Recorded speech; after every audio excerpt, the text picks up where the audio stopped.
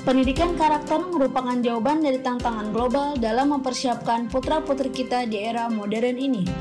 Madrasah Sakinah Bandung Barat adalah madrasah terbaik yang menerapkan konsep pendidikan karakter berbasis SATM, Sidik, Amanah, Tabligh, Fatona, dengan tenaga pendidik yang kompeten, fasilitas lengkap dan memadai, berprestasi baik di tingkat regional maupun nasional. Merupakan pilihan tepat bagi pendidikan putra-putri kita menjadi santri jenius generasi insan unggul Sakinah. Tunggu apa lagi? Daftarkan segera putra-putri Anda sebagai santri baru Madrasah Sakinah di RA MI MTS MA, tahfidz anak usia dini, sahabat Quran atau Tausaku, serta sekolah pendidikan khusus atau SLB. Info lebih lanjut, klik ppdb.madrasahasakinah.sch.id atau WhatsApp di nomor 0852 8222 8223. Madrasah Sakinah membangun generasi insan unggul Sakinah berkarakter SATM.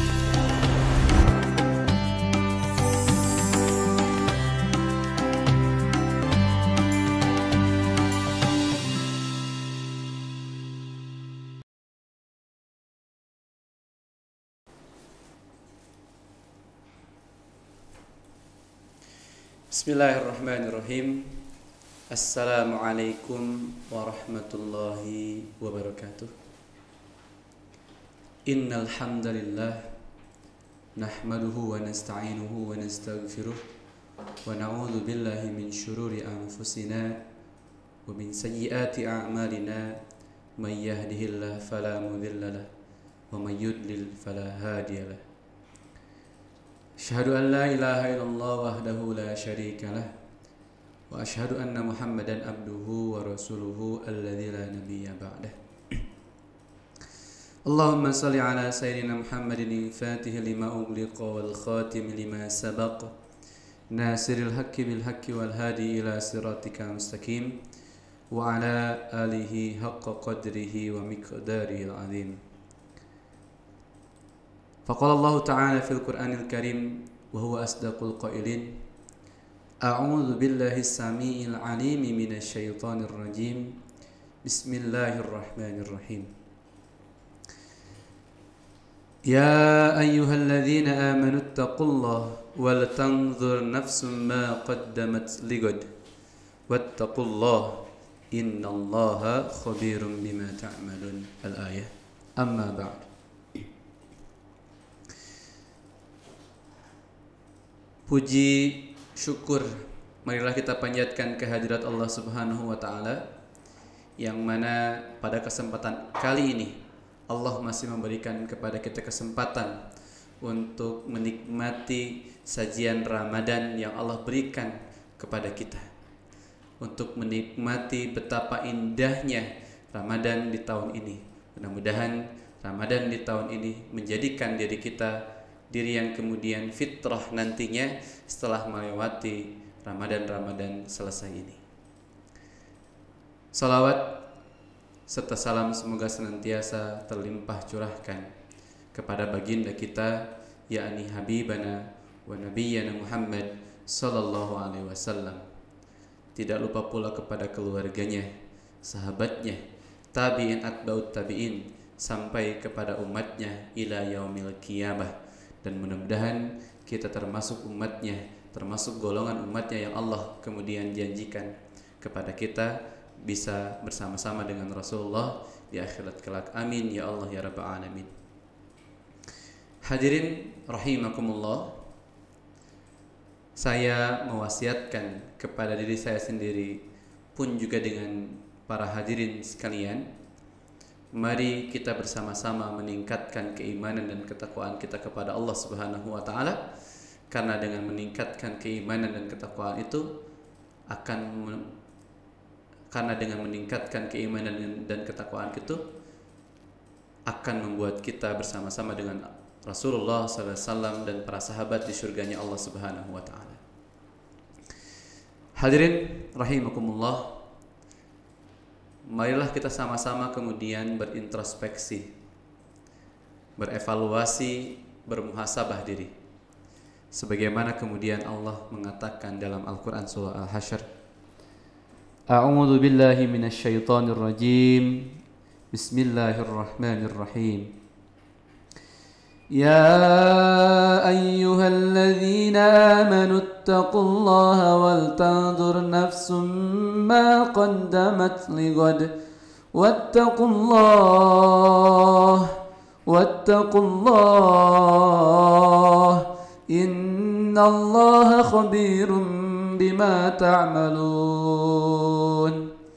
Yang artinya, wahai orang-orang yang beriman, bertakwalah kepada Allah dan hendaklah setiap orang memperhatikan apa yang telah diperbuatnya untuk hari esok atau akhirat. Dan bertakwalah kepada Allah, sesungguhnya Allah Maha teliti terhadap apa yang kamu kerjakan. Hadirin rahimakumullah, dari Quran surah Al-Hasyr ayat 18 tadi, Allah kemudian menyuruh kepada kita semuanya, kepada umat-umat yang beriman dan bertakwa kepada Allah, untuk meneliti. Ibnu Katsir mengatakan dalam tafsirnya bahwa dalam wal tandur nafsum ma qaddamat lighad itu maksudnya adalah untuk kita berevaluasi, bermuhasabah diri atas apa-apa yang telah kita lakukan untuk kehidupan hari esok, yang dimaksud adalah akhirat, kehidupan setelah kematian ini. Bahkan kemudian dikuatkan dalam surah Asy-Syams ayat 7 sampai 10-nya. A'udzu billahi minasy syaithanir rajim. Bismillahirrahmanirrahim. Wa nafsin wa ma sawwaha fa'alhamaha fujuraha wa taqwaha. Qad aflaha man zakkaha wa qad khaba man dassaha. Shadaqallahul azim. Demi jiwa serta penyempurnaan ciptaannya, maka dia mengilhamkan kepadamu jalan kejahatan dan ketakwaannya. Sungguh beruntung orang yang mencucikan jiwanya, dan sungguh rugi orang yang mengotorinya. Allah sudah kemudian memberikan kepada kita ilham dua hal, atau boleh diibaratkan Allah memberikan pilihan kepada kita dua hal. Setelah penciptaan jiwa ini, Allah berikan dua hal. Yang pertama, fujuraha, ada kebaikan dan ada keburukan. Fujuraha, keburukan, wa taqwaha, dan jalan kebaikan. Allah memberikan pilihan kepada kita, mangga dipilih, mau kebaikankah atau keburukan. Tapi ingat, Allah menegaskan dalam ayat selanjutnya, qad aflaha man zakkaha. Maka sungguh bahagia orang-orang yang senantiasa mensucikan dirinya, mensucikan jiwanya. Jadi kalau kemudian kita memilih kebaikan, kita akan bahagia. Sementara ayat lain mengatakan wa qad khaba man dassaha. Dan barang siapa yang kemudian memilih fujur, yang tadi memilih keburukan, maka khaba, maka sungguh merugi bagi yang mengotori hati ini. Kemudian sahabat sekalian, dipertegas lagi dalam perkataan sahabat Anas bin Malik. Sahabat Anas bin Malik mengatakan, orang yang pandai adalah orang yang mengintrospeksi dirinya dan beramal untuk kehidupan setelah kematian. Sedangkan orang yang lemah atau yang kurang pandai adalah orang yang jiwanya selalu tunduk pada hawa nafsunya dan mengharap kepada Allah dengan berbagai angan-angan. Hadis ini kemudian diriwayatkan oleh Imam Ahmad dan Tirmizi. Dalam hadis tersebut dikatakan bahwa jika kita disebutkan atau ingin disebutkan sebagai orang yang pandai, maka kita senantiasa seharusnya mengintrospeksi diri sendiri, kemudian melakukan satu amalan sesuai dengan amalan yang Allah inginkan dan ridhoi. Jadi kemudian apakah kemarin itu sudah melakukan kebaikan atau belum? Hari ini sudah melakukan kebaikan atau belum? Itulah orang yang pandai. Karena dia berpikir untuk hari esok. dalam tanda kutip di sini mungkin akhirat. Berbeda dengan orang-orang yang tidak pandai, yang kemudian hidupnya berleha-leha, ya, hanya berharap kepada Allah, ya mudah-mudahan saja nanti masuk surga, tapi tidak doing, tidak action, tidak berintrospeksi betul tidak yang dilakukannya itu baik atau tidak, ya. Karena hanya angan-angan saja belum tentu, ya. Sebaiknya kita berintrospeksi, bermuhasabah diri, kira-kira hari ini sudah melakukan kebaikan atau belum. Dan itulah disebut dengan orang yang pandai. Dan orang yang pandai adalah orang yang senantiasa memikirkan hari esok, apakah lebih baik dari hari ini atau tidak. Hadirin rahimakumullah. Kemudian ada lagi riwayat lain yang dikatakan oleh Imam Ahmad dalam kitab Az-Zuhd dari sahabat Umar ibnu Khattab radhiyallahu anhuma. Beliau berkata, perhitungkanlah diri kalian sebelum kalian diperhitungkan, dan timbanglah diri kalian sebelum kalian ditimbang, karena itu lebih memudahkan penghisaban bagi kalian kelak di akhirat nanti, dan berhiaslah untuk menghadapi hari penghitungan. Kata-kata ini kemudian populer di kalangan kita atau masyhur di kalangan kita dengan kalimat hasibu anfusakum qabla an tuhasibkum. Kalimatnya cukup sederhana. Hasibu anfusakum, hisablah diri kalian, qabla an tuhasibkum, sebelum nanti hari penghisaban yang dinanti sangat tidak bisa kita tolak gitu ya. Sangat luar biasa, kalau bisa seram-seram gitu ya. Nanti kita bisa melihat dari semua amal yang kita lakukan, baik itu keburukan maupun kebaikan. Maka sebaiknya, kata Umar, nasihatnya adalah hasibu anfusakum qabla an tuhasibkum. Kita sebaiknya untuk menghisab diri kita sendiri, apakah sudah berbuat baik hari ini, apakah kita sudah melakukan kebaikan hari ini, atau hari ini terlalu banyak maksiat yang kita laksanakan. Ya. Kita hisab sebelum kemudian nanti yaumul hisab, Allah menghisab kita semuanya, ya. Di hadapan Allah tidak ada yang bisa disembunyikan. Na'udzubillah, summa na'udzubillah. Kemudian Allah Ta'ala mengatakan dalam ayat lain tentang yaumul hisab ini atau hari penghisaban ini dalam Al-Quran surah Al-Haqqah ayat 18. A'udzu billahi minasy syaithanir rajim. Bismillahirrahmanirrahim. Yauma idzin tu'raduna la takhfa minkum khafiyah. Yang artinya, pada hari itu kamu dihadapkan kepada Allah, kepada Tuhanmu, kemudian tidak ada sesuatu pun yang bisa tersembunyi bagi Allah. Kebayang kita dihadapkan kepada pimpinan kita, sementara pimpinan kita tahu semua yang kita lakukan. Kalau kebaikan, maka pimpinan kita akan mengapresiasinya dengan baik, ya. Tapi kalau keburukan, kira-kira apa yang akan dilakukan? Na'udzubillah summa na'udzubillah. Apalagi ini Allah, Tuhan kita, Rabb kita, Maha mengetahui semua gerak-gerik kita, Maha mengetahui apa yang kita laksanakan. Mudah-mudahan di momen Ramadan ini kita bisa bermuhasabah, mengintrospeksi diri sendiri, agar apa? Agar semua yang kita lakukan di bulan Ramadan ini menjadi kebaikan untuk kita semuanya. Hadirin rahimakumullah, ada kata-kata dari Ibnu Qayyim.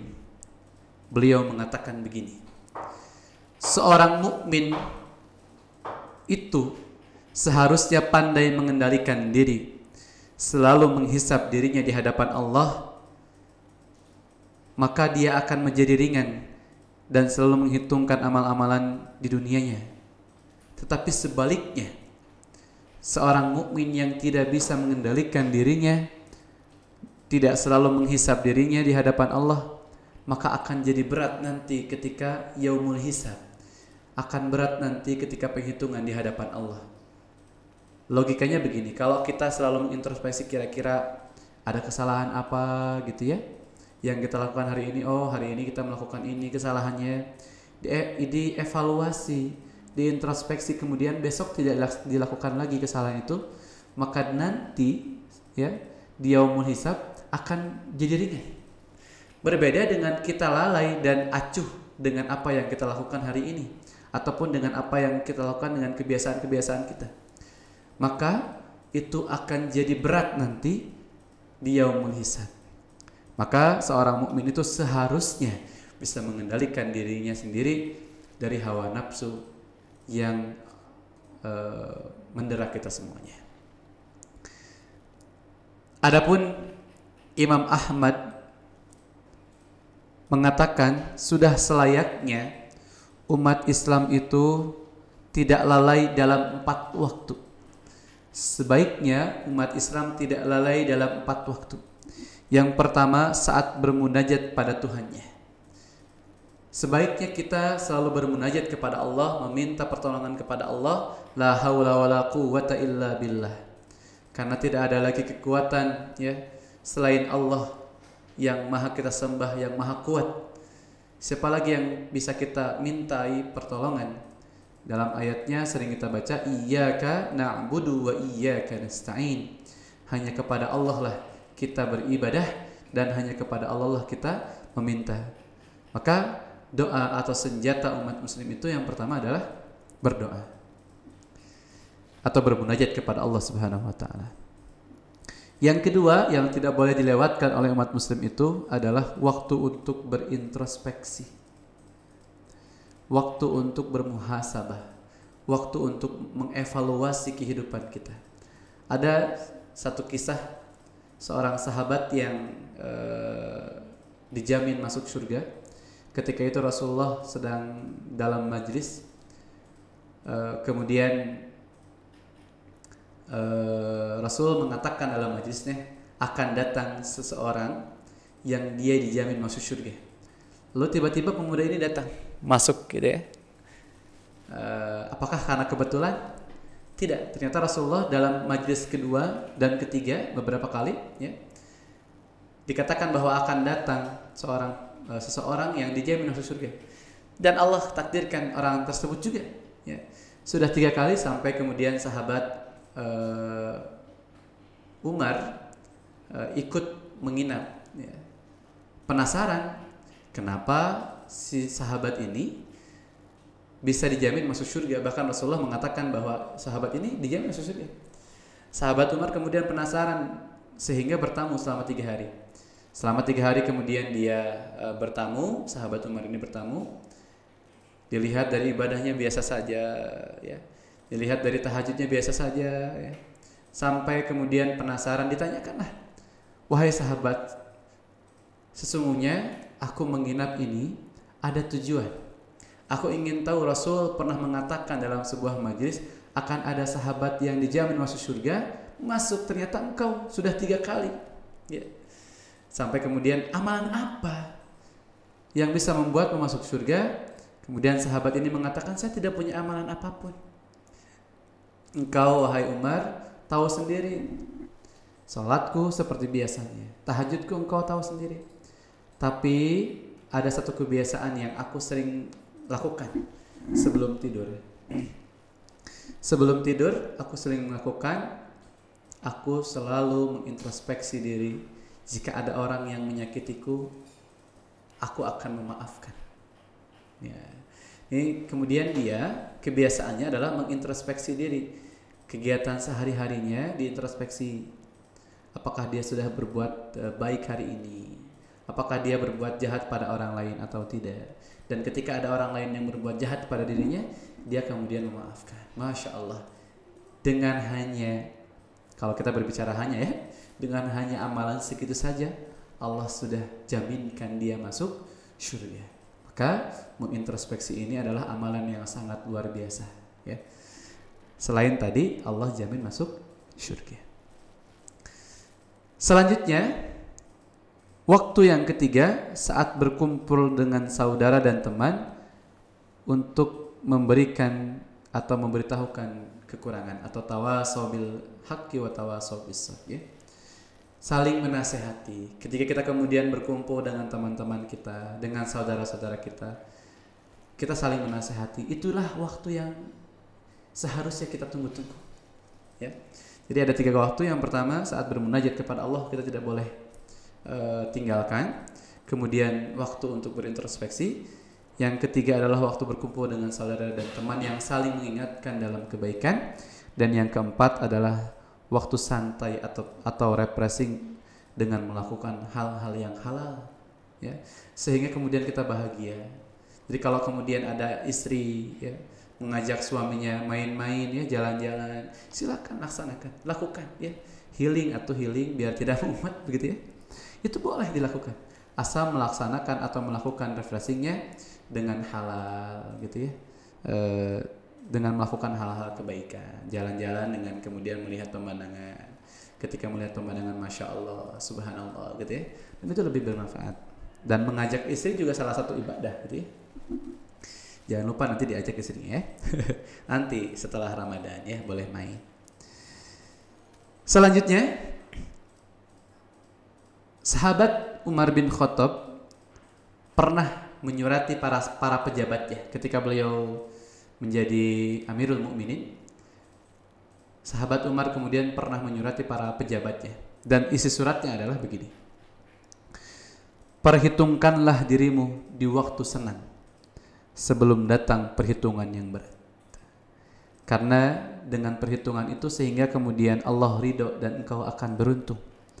Sebaliknya, barang siapa yang melakukan atau yang melaksanakan atau melalaikan penghisaban dari yang tadi, tidak memperhitungkan ke waktu-waktu yang senang tadi, maka dia akan menyesal dan merugi.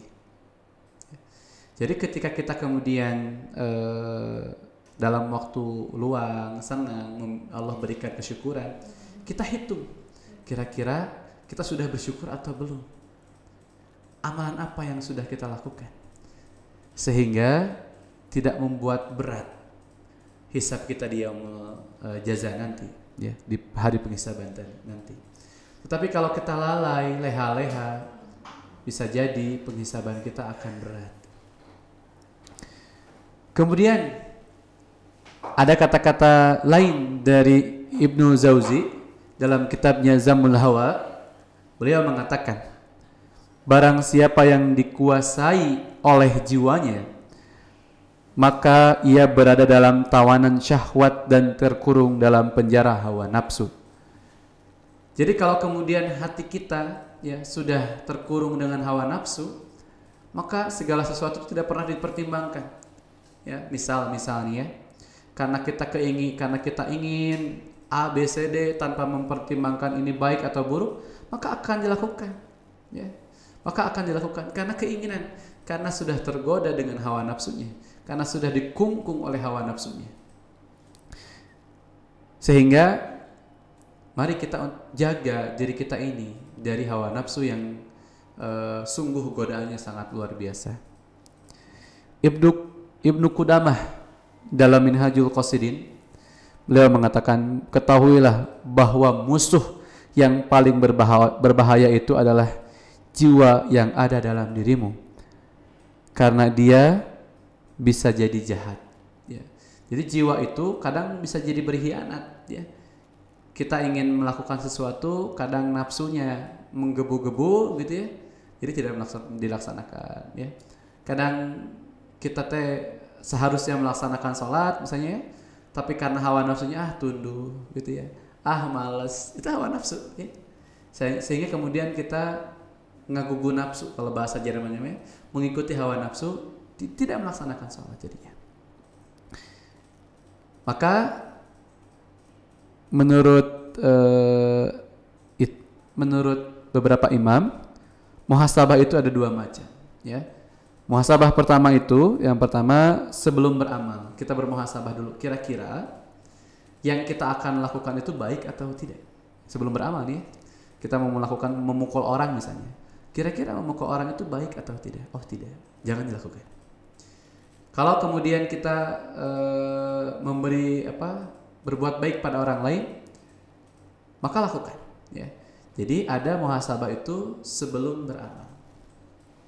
Yang kedua, introspeksi atau bermuhasabah setelah melakukan amalan. Ya. Ini ada 3 jenis. Yang pertama, kita sudah melakukan nih amalan itu minggu lalu. Maka introspeksi apakah yang kita lakukan itu sesuai dengan yang Allah ridhoi atau tidak. Jika yang kita lakukan itu sesuai dengan yang Allah ridhoi, maka teruskan, laksanakan terus. Ya. Jadikan sebuah kebiasaan. Kemudian, yang kedua, introspeksi setiap perbuatan, apakah yang kita lakukan itu baik untuk ditinggalkan atau tidak. Jadi kalau misalnya kita terbiasa melakukan sesuatu hal, jika sesuatu hal itu baik, maka teruskan. Jika hal itu kurang baik, maka tinggalkan. Ya. Yang ketiga, introspeksi atau muhasabah perkara mubah atau yang sudah jadi kebiasaan. Jadi kalau yang sudah jadi kebiasaan ini introspeksi atau di muhasabah, diperbaiki apakah kebiasaan ini memiliki manfaat untuk kita atau tidak. Jika kebiasaan itu memiliki manfaat untuk kita, maka laksanakan. Jika tidak memiliki manfaat sama sekali, maka tinggalkan. Hadirin rahimakumullah, sehingga dengan kita bermuhasabah atau mengintrospeksi diri sendiri ini mempunyai banyak manfaat. Yang pertama, kita bisa mengetahui aib diri sendiri. Oh, Masya Allah, kita masih kurang ini. Masih banyak hal yang harus kita lakukan. Masih banyak ibadah yang harus kita laksanakan. Masih banyak dosa yang harus kita istighfari dan perbaiki, ya. Yang kedua, sehingga kita kritis terhadap diri sendiri. Oh, ini nih, diri ini kurang ini, maka harus lakukan ini, ya. Ketika kita tahu bahwa kekurangan kita A, maka lakukan perbaikannya. Kemudian yang ketiga, muraqabah. Kita bisa lebih dekat dengan Allah Subhanahu wa taala. Kita bisa lebih dekat dengan Allah Subhanahu wa taala dan lebih bisa menjalankan apa yang Allah perintahkan. Yang selanjutnya, kita akan tunduk kepada Allah dengan perintah-perintah yang Allah berikan sehingga kita bisa masuk surga dan memandang wajah Allah Subhanahu wa taala. Karena kenikmatan yang paling indah itu adalah kita bisa memandang wajah Allah Subhanahu wa taala. Mungkin itu para hadirin sekalian yang bisa saya sampaikan. Mudah-mudahan Allah memberikan kesempatan kepada kita untuk bisa melaksanakan Ramadan di tahun selanjutnya, dan mudah-mudahan kita bisa terus menerus berintrospeksi atau bermuhasabah, melakukan kebaikan dari hari ke harinya. Semoga istiqomah berbuat baik untuk selamanya sampai akhir hidup ini. Maka bertakwalah kepada Allah dan introspeksi dirilah wahai para hadirin dan hamba Allah. Usi nafsi wa iyyakum bittaqwallah faqad fazal muttaqun. Assalamualaikum warahmatullahi wabarakatuh.